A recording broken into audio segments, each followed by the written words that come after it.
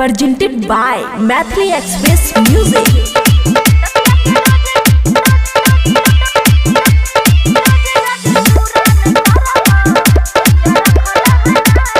खुशी recording studio Baluaha. तनको ने पूछे छ हमर लाचारी, लगे छे बन गेलिए विपत भारी, लगे छे बन गेलिए विपत भारी। तनको ने पूछे छ हमर लाचारी, लगे छे बन गेलिए विपत भारी, विपत भारी। एको गो बात हमर मानै न छोबो, एको गो बात हमर मानै न छोबो। घुमै छो झुलकी झाड़ी के, रतिया के डोज जदी पूरा न करभ, किया रखल नारी के। रतिया के डोज जदी पूरा न करभ, किया रखल नारी के।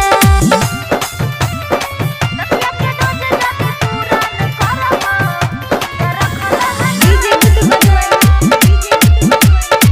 रतिया के डोज जदी पूरा न करभ, किया रखल नारी के। खुशी रिकॉर्डिंग स्टूडियो बलुआहा।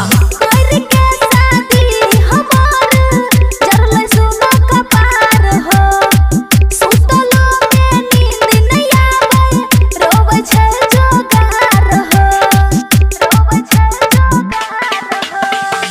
कर के शादी हमार जरले सोना कपार हो, सुतलो में नींद नहीं आवे, रोवे छे जोगार हो। हमरा से हरदम दूरे रहै छ, हमरा से हरदम दूरे रहै छ, जाई के गोर थारी में। रतिया के डोज जदी पूरा न करभ, किया रखल नारी के।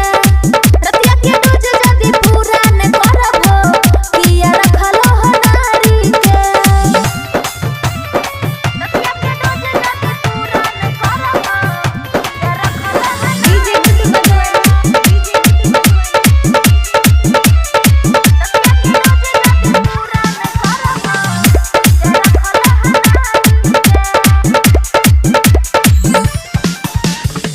सुमित साजन पिया सुनो, मानो एको बात हो।